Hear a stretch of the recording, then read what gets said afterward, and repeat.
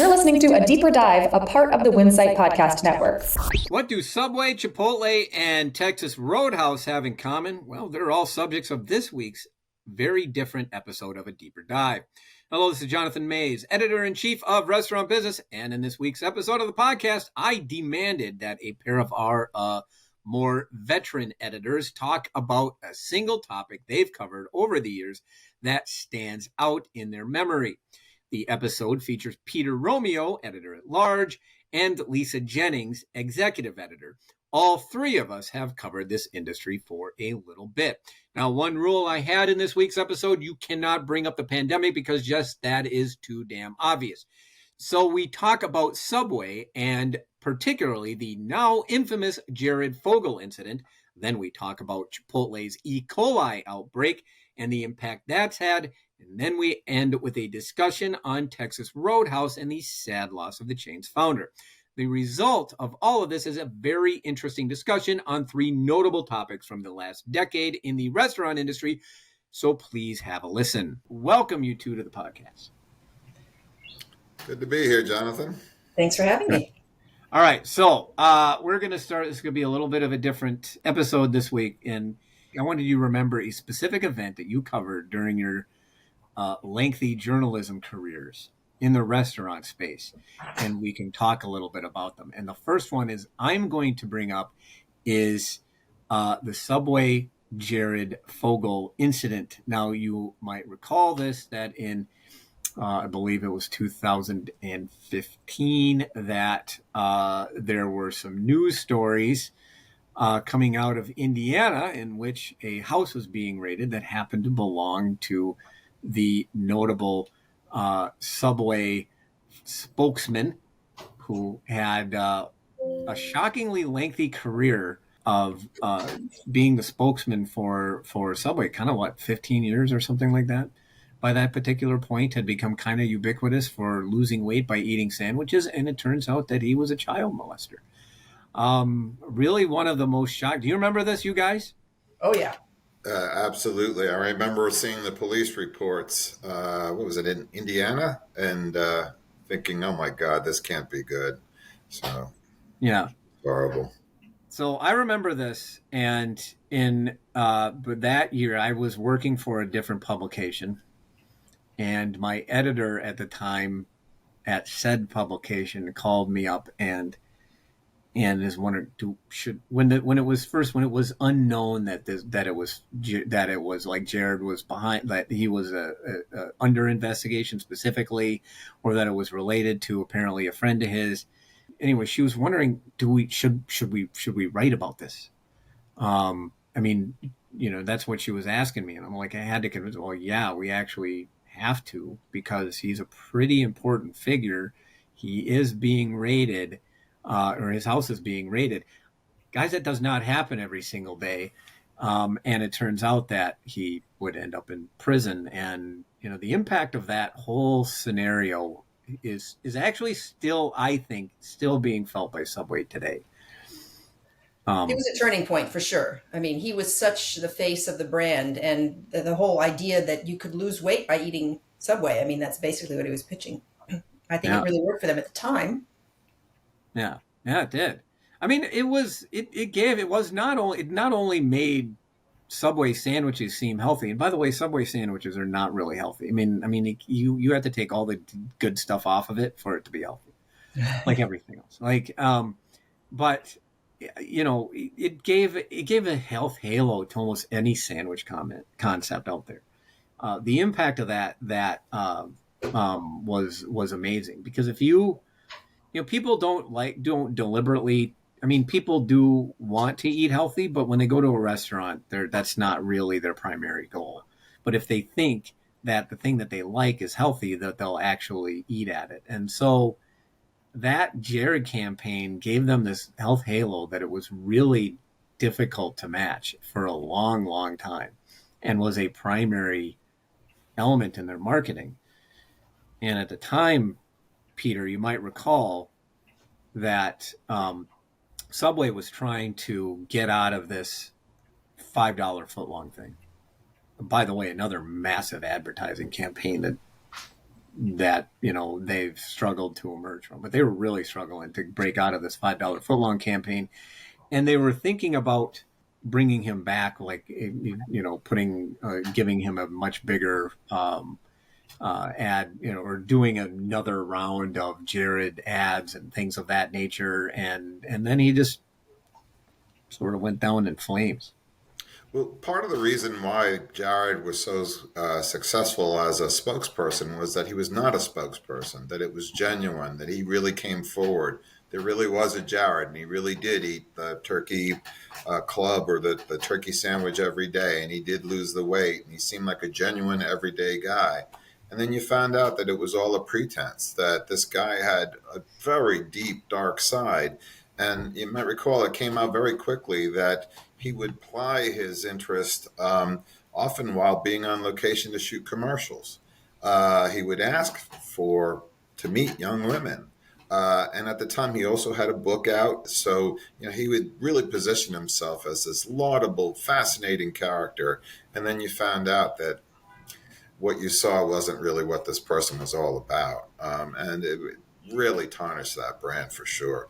And they kind of fumbled it. If you remember the initial reaction, they sort of were saying, we're investigating, we're looking at it. They didn't come out and distance themselves right away from the first get-go. And I think that kind of hurt him as well. So it truly was an extraordinary thing. And one of those times I remember thinking, my God, is this really happening? This is just, we couldn't have imagined a thing like this. So. Yeah. Yeah. There's never been anything quite like it. Nothing even, nothing even close. I suppose maybe the John Schnatter stuff, but I just, your primary spokesman, the guy who was like almost synonymous with Subway, having their house raided. And I think if you recall that year, that was also the year that Fred DeLuca died. Yeah. And, so it actually, happened, it was actually sandwiched between, so his house was raided, Fred dies, and then Jared goes to prison. That's basically went in that order. And I just don't think the company had any idea how to deal with it by any stretch of the imagination. Everything was the company was absolutely, I think, that year in complete disarray. And as it would happen, they sort of like almost closed in on itself, if you recall that. And I don't think it helped them. And it took them ages. It really took until 2 years ago with their Eat Fresh Refresh campaign. They never really recovered until then. Their marketing was a complete mess. They never had anything that really resonated with consumers. It wasn't never really, and Jared became sort of synonymous with the worst aspects of his personality. I don't know if you guys watched Deadpool, but there was one of the jokes is when Deadpool keeps calling this one creepy guy Jared all the time, telling him to stay away from schools and stuff like that. So it almost became sort of a joke. And but so it took them a long time to really recover their marketing. Their PR was disastrous, I think, that year. Do you think that they sort of had responsibility, Lisa, do you think they had any culpability in that sort of thing? Like, should a company in a scenario like this be responsible for doing more to check the background of their primary spokespeople? Well, you do wonder whether or not I can't imagine that if they knew about this when they first, started using Jared as a spokesperson, that they would have followed through. But I would imagine it came out at some point after he had become a spokesperson, and that some people kind of had an inkling of things that were, as Peter just mentioned, things were not quite right. But at that point, they may have just been in a situation where they were either forced to go forward with him as, he had become such a face of the brand that they thought maybe they could just keep it hidden. And I think that if that's true, I don't know. But if that is true, and if that's the situation they were in, it wasn't handled terribly well in the end, you have to admit. Although it would have come out one way or the other. So, either they could have fired him knowing that there was something going on and come up with some reason for him to, to break that contract. And then maybe it would have stayed hidden. It might have come out eventually. And even then it still would have damaged the brand. So, they were put in a really terrible situation by a guy who did some nasty things and is now in jail for it. But it's being used in marketing books right now about, the relationship that you build with a face of your brand and how important it is to make sure that that person is going to, be a good reason to stick with. Yeah, they had a model with Michael Jackson when the allegations came out about his dealings with some of the young kids. You might remember Pepsi. They acted quickly, and maybe they were a little rash, but or maybe not, but they reacted. But the thing about Subway was their constituency is as much their franchisees as the consumer, and franchisees were going through just a terrible patch. You might remember they finally introduced breakfast after testing it for like 5 years.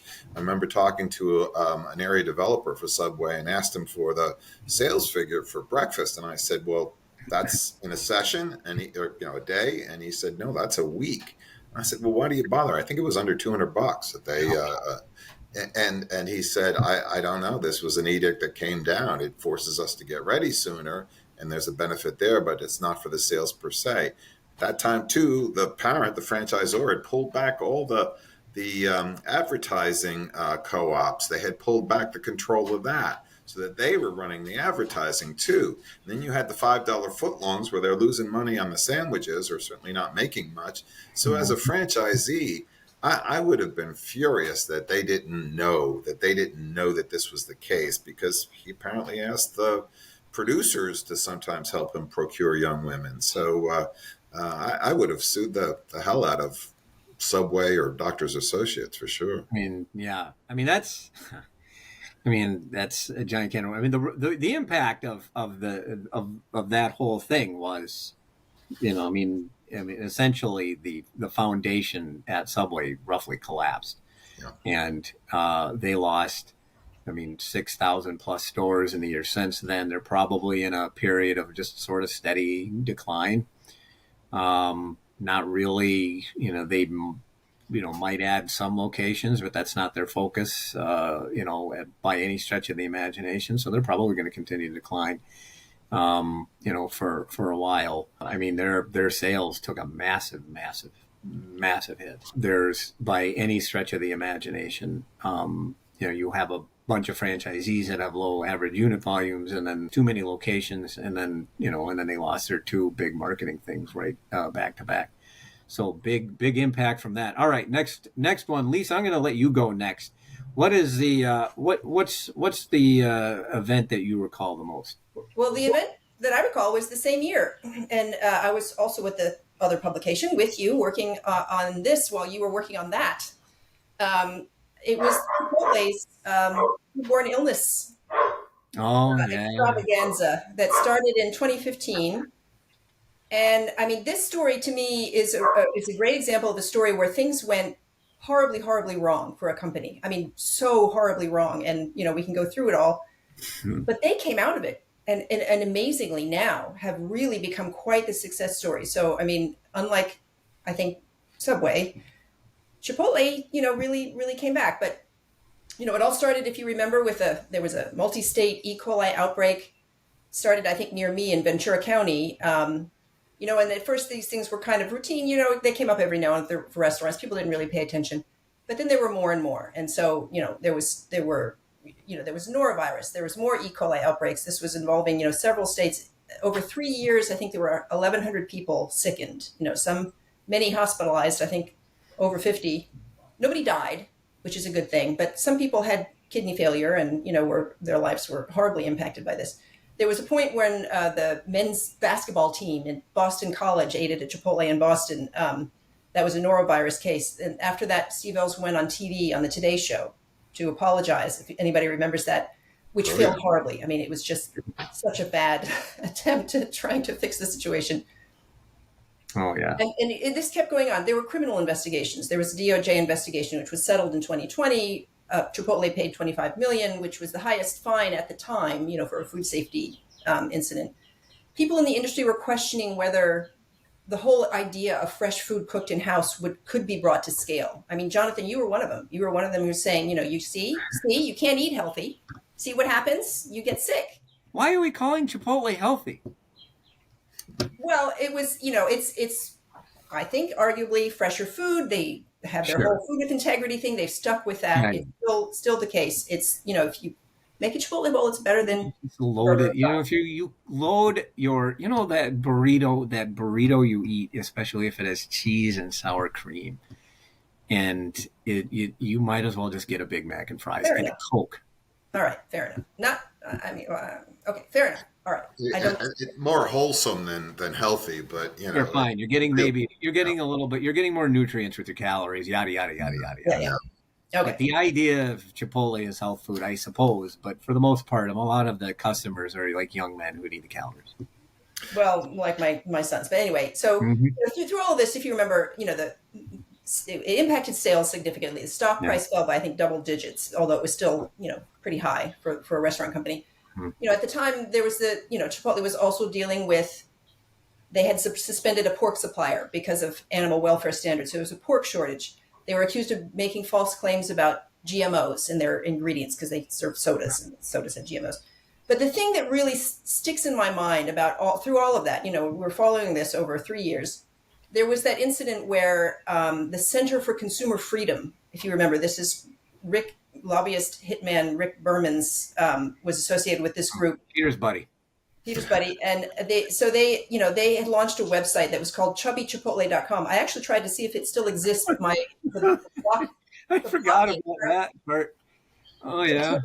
It won't let me open it. So because of our cybersecurity standards here. So they put in ads in the New York Post saying you can't spell Chipotle without E. coli. I mean, come on. Yeah. This group was funded by others in the restaurant industry, and they wouldn't say who. But I remember having a conversation with a restaurant chain, a CEO at the time, just as an aside, we were talking about this, and he thought that this was some sort of corporate, attack, that somebody had planted foodborne illness in the food at Chipotle, and that this was causing all of this in an attempt to bring Chipotle down. And so there were conspiracy theories, before conspiracy theories were part of mainstream politics even. It was just shocking to me that this happened right in the middle of what Chipotle was going through, and how little, others in the industry had no sympathy for Chipotle. They were just like, Oh yeah, I will never forget that. Oh my goodness, it was like Ding Dong, the witch is dead. Yeah. That's really how it was like.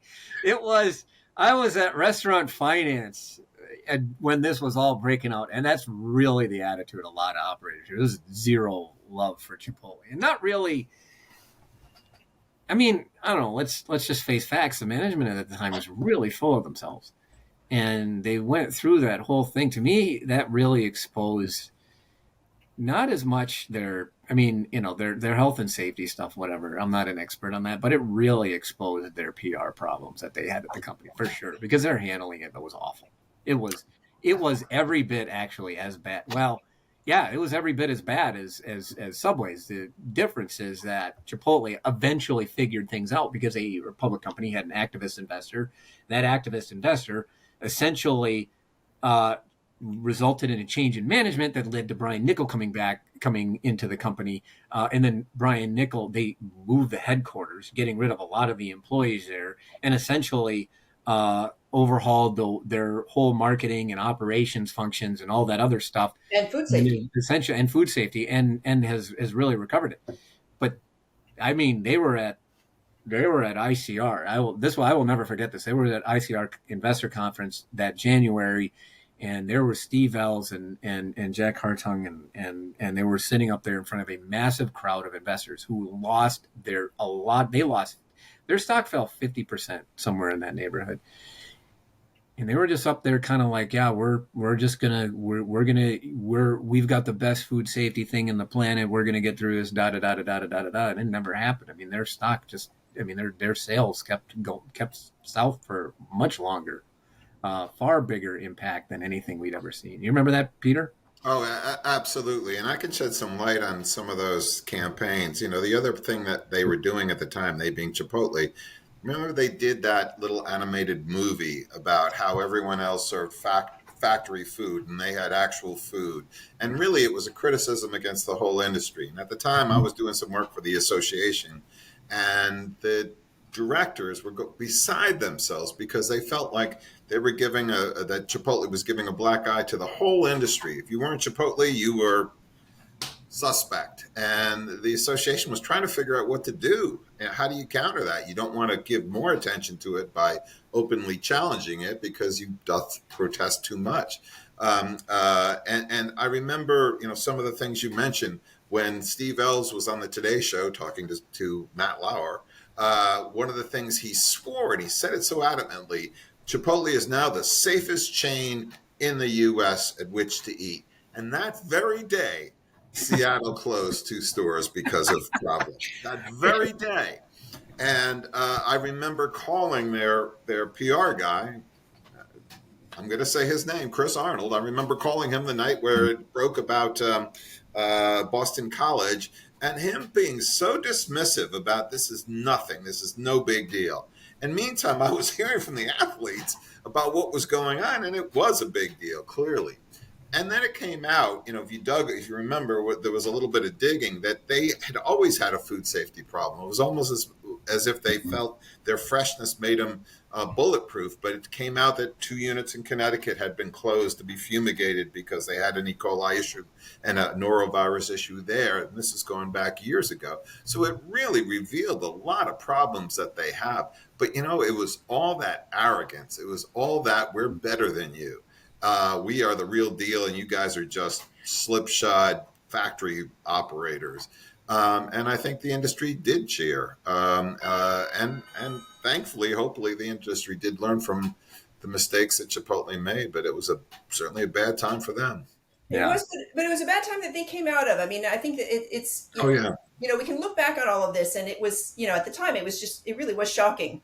But look how they've come back. I mean, it's now, they had 2.5 billion in sales in the first quarter. They're growing like crazy. They're a stock darling again. Wall Street just loves Chipotle and is looking for the next Chipotle with Cava or whoever. I forgot. And Brian Niccol has done an amazing job of bringing back this brand, which, by the way, so I have 2 sons who are heavy Chipotle users. You've heard me say this before. I mean, these guys are so devoted to this brand, you would not believe. I personally have paid more money to Chipotle than any other restaurant company, through them, I'm sure, because they eat there almost every day, and did through all of that, through the whole foodborne illness thing. They didn't care. They ate there anyway. They liked it. They thought it was good for bodybuilding and protein bowls and all that. Well, Jonathan, you might remember you had just joined restaurant business when or not long before Brian Nichols was named to that job, and you and I actually had a debate in print about, was he going to wreck this unique animal called Chipotle by bringing in the Taco Bell approach?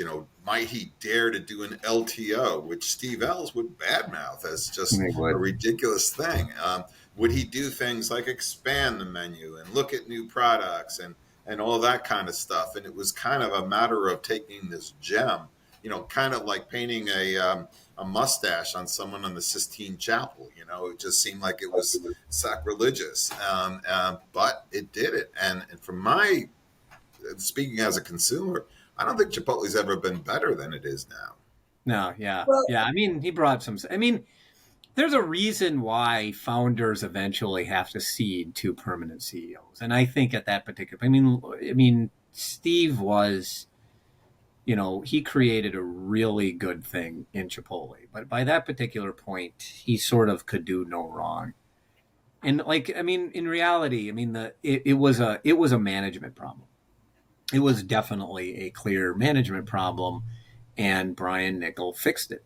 He fixed it, better than any of us really could imagine. I can't even remember what I said, but at that point, I don't remember what I said yesterday. So he definitely fixed it, and it's definitely back. So you can't do it, but It really did need. They didn't just overhaul management; they basically overhauled the entire corporate staff. I Well, mean, what Brian did that was brilliant was they could not have seen the pandemic coming, but Chipotle is one example of a brand that kind of came out better after the pandemic. And the pandemic allowed them to really move past whatever that was pre-pandemic, that whole foodborne illness thing.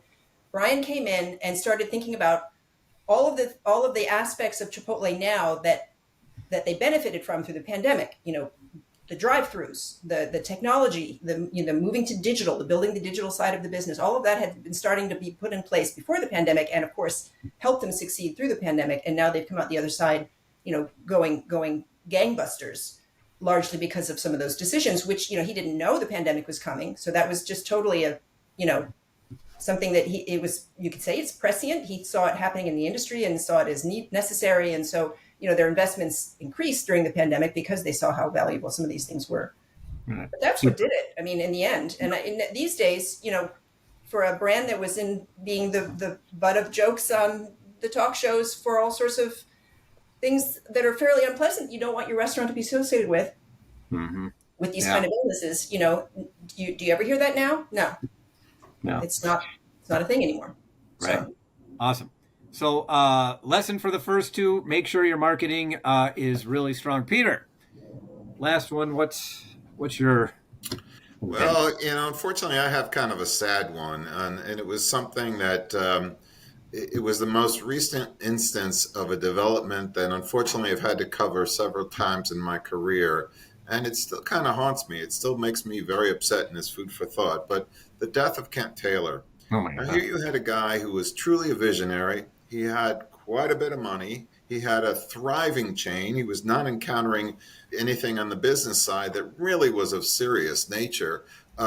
He seemed to be a guy who relished life, who really indulged himself. Not my favorite guy. I think I mentioned in a column, he's not the kind of guy you want to see dating your sister. And he could be a colossal jerk. But here he was at the top of his game and really, truly loved by a lot of people, certainly respected by a lot more. And, he has some health issues, but it kind of comes out that maybe life wasn't so good. It wasn't as good as it appeared to those of us on the outside. And it really affected me just in talking to some of the people that he had worked with, or just reading what was there and how people reacted. It really made me think that, money is the objective, but there's a lot more to it. And unfortunately, a couple of the other executives that I got to know a little bit more, I did not know Kent very well. I'd met him, but guys like Mike Snyder of Red Robin, he was only 68. He was retired. He had enough money to own a huge ranch in Montana, and he took his life. Or probably the worst, or one of the worst, was the guy who headed up Holiday Inns when I was covering hotels. He rented a Holiday Inn hotel room and took his own life. And I had met him. He was in a turnaround situation and he was doing it. But it was just a sad reminder that there's a lot more to the people we cover than just being a business executive. And as I said, I still think about Kent. It was also interesting, the reaction of the industry. We got some nasty emails and nasty calls about people who thought we shouldn't even cover that issue. We should just keep away. I remember one person who worked for Roadhouse saying the word death should never appear in your headlines, and thinking, well, we lost a true icon here. So sorry to bring up a negative one, but it truly was one that definitely would be a timeline in my career history. Yeah, I think. He was the most prominent victim of COVID. He was a COVID victim. I think that's one way because he had tinnitus, and ultimately that's what really drove him to do what he did. But to your point, it's the fact of the matter is that suicide, and depression, and mental illness know no industry, they know no income level, and it can happen really to anybody, and it's definitely something that money can't fix. Shifting things a little bit to Texas Roadhouse it tends to be an underappreciated story, I think, in the restaurant space. They killed it through the pandemic. They killed it through the loss of their founder and CEO. They've killed it. I mean, they've absolutely have tapped into a consumer base, and it's a great concept. I'm sure you've been there, Lisa. It's a wonderful place. Oh yeah, we took you there. Yes. Yeah, and it's just it's a wonderful place. It's a absolutely fun concept, and the reason why you go out to eat. Frankly, for my money anyway. He was that Texas Roadhouse is fantastic. It's a differentiated casual dining concept. There used to be this statement by even the chains of those, that the executives of other casual dining chains would say, you go into a casual dining restaurant blindfolded and you wouldn't know which one you were in, because chances are you'd have potato skins or nachos or burgers or a piece of steak, and they were almost interchangeable, the experience and the quality of the food. Roadhouse was really distinctive. It really had a culture and a feeling. And you can analyze it, and it kind of boils down to just a hair of difference, but those hairs added up. And indeed, they were on the ball during the pandemic. That was my go-to. We would eat or get takeout from our Texas Roadhouse a couple times a week. And it was a good experience, and we were very comfortable. So yeah, I agree with you. I think it is an unsung story. I forget what executive of a chain told me that Roadhouse was the Chick-fil-A of full service. It is truly unique and a head above. Yeah. It's also a good value. I wish I had one near me when my kids were younger, because we would have been there all the time. But yeah, it's a great value, and I think it's one that will definitely appeal even more as we go into the next few years. Yeah. Instead, you just send your checks to Brian Nickel. Yeah, basically, I might as well just go direct. Yeah. Might as well just eliminate the middleman. All right. Well, super. This was great, you guys. I really appreciated you joining me on the podcast. Oh, real pleasure to do. Pleasure to do. And now, doesn't Lisa have to get on that machine behind her and do some exercise? Usually, I do that during our meetings. That's good. Glad you're doing I something. burn some calories. Got to get my steps. Yeah, it's not bad. It's not a bad idea. You should get a little attachment for your computer, and then you can just work out. And I tried to do that for my treadmill at one point. Yeah, former editor of Restaurant Business, Sam Smith, he made himself a walking desk, basically turned his treadmill into a desk, but he didn't tell us, and he'd get on and he'd be breathing heavily. It was more than a little awkward at first until he revealed what he was doing. And then a couple times he'd have to cut the meeting short because he was so winded, but it's a noble effort for sure. Nice. I had a standing desk for a time. I just got sick of it. I couldn't do it anymore, so I gave up. I have a standing desk. Well, that's a good amenity. There you go. Now standing. Oh, well, that's good. So this is where you write the checks to Chipotle, is that it? Yes, exactly. Yeah. Yeah. Okay. I should go get the leftover Chipotle out of my fridge right now to show you as a. Yeah. Spoon's going to keep all of this stuff for the podcast. So this is a nice, happy one. So we had what? We had E. coli. We had child abuse and suicide. Very happy podcast. It is. And that should do it for this week's episode of A Deeper Dive, which was edited, as always, by Kimmy Kazmarek. Artwork by Nico Hines. You may find this and other episodes of the podcast on our website at www.restaurantbusinessonline.com/articles/deeper-dive. You may also find them on Apple Podcasts or Spotify or anywhere else you get your podcasts. I am Jonathan Mays, your host, podcast producer, and the editor-in-chief of Restaurant Business. Thank you for listening.